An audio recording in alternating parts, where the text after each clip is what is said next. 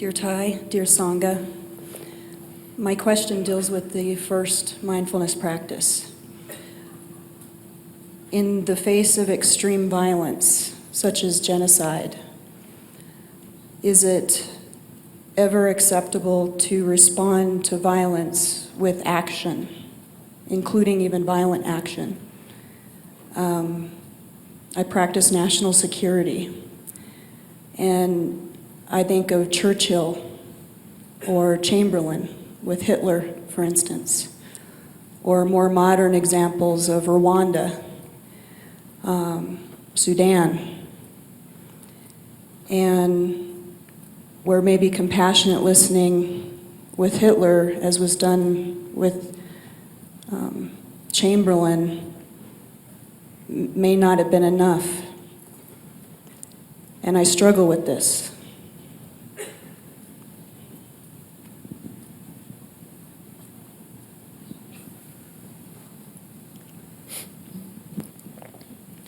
Dear Thai, our friend is asking about situations of extreme violence, and she's giving an example in the middle of the 20th century when Hitler was causing a great deal of suffering, and there was one official in England who tried to practice compassionate listening with Hitler, and it was seen as not successful and actually allowed Hitler to continue to hurt more people.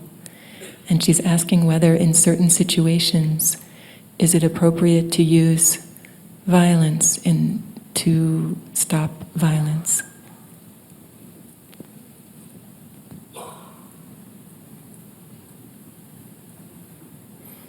Non-violent action is not a technique.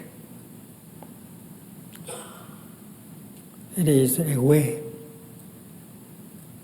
not as a technique.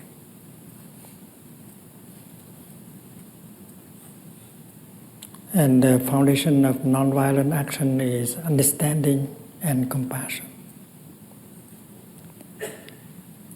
When you have understanding and compassion in your heart, everything you do will be non-violent.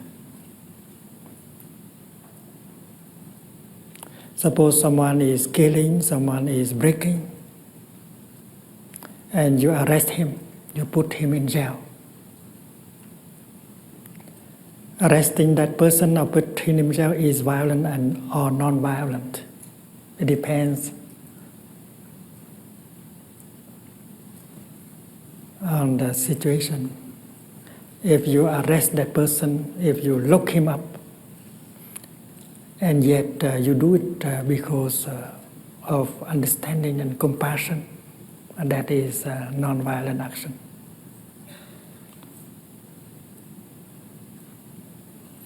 And even if you don't do anything, you allowed people to kill and to destroy. Although you don't do anything, that is also violence. Violence can be action or non-action. So the outside, the appearance might be violent. But if you do it with the mind of understanding and compassion, it is not truly violence. Suppose a horse suffers very much and is about to die but cannot die. And if you give her a coup de grace so that he can die, it looks like violence, but it's come from your compassion. You don't want the horse to continue to suffer like that for too long. So that image tells you that the action is violent or non-violent. It depends on your heart. If you have the willingness to reduce suffering, if you understand why that person has done such a thing violently, so even if you lock him up you deprive him a few days of food, that is still non-violent. Because depriving someone for a few days of food in order to help him to know that having something to eat is something very great, to give him that kind of insight, and that does not come from your willingness to punish, but to help him to learn and appreciate, that is non-violence. So we should not wait until the situation presents itself to decide whether we should react with violence or non-violence. We have to begin right now. And when the situation presents itself, we will be able to act with compassion. It means with non-violence.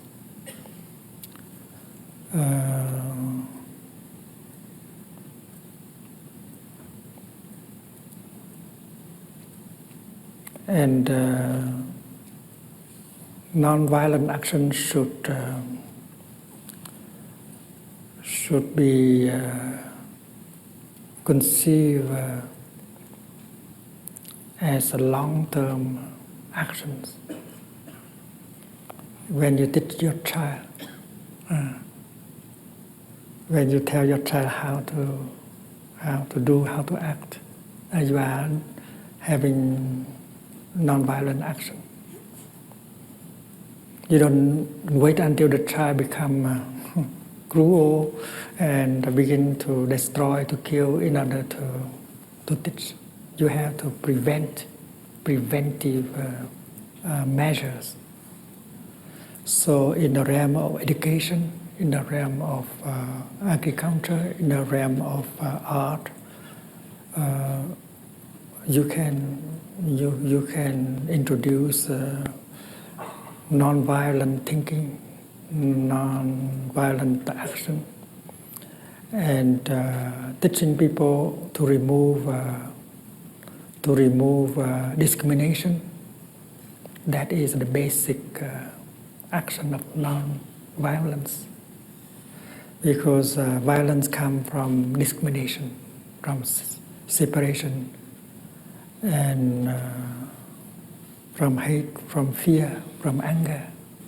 So helping people to transform these things before they are translated into action, that is true non-violent action. It should begin right now, and you shouldn't wait until something happens in order to think whether we should act violently or non-violently. And I think non-violence can never be completely absolute. We can say that we should be as non-violent as we could.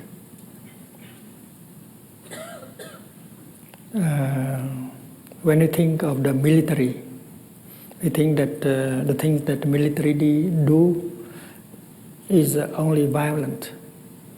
But to conduct an army, to protect a town, to stop an invasion of a foreign army, there are many ways to do it. And there are more violent ways, and there are less violent ways. Yeah, and you can always choose.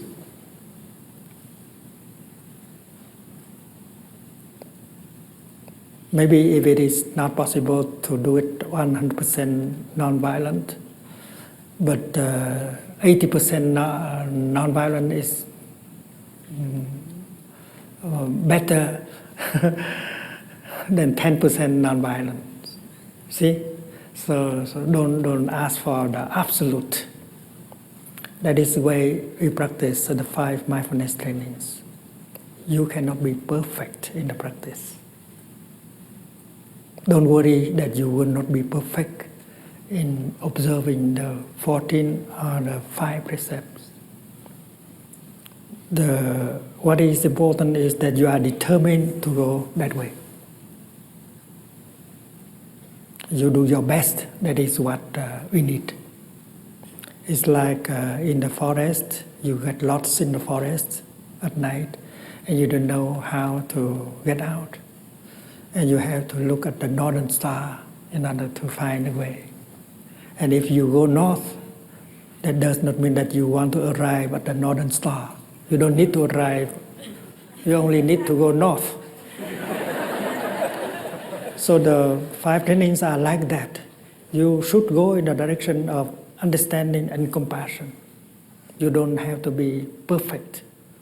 If you know that you are doing your best, that's good enough for the Sangha. That's good enough for the Buddha. So non-violence is the same. We have to do our best. Thank you.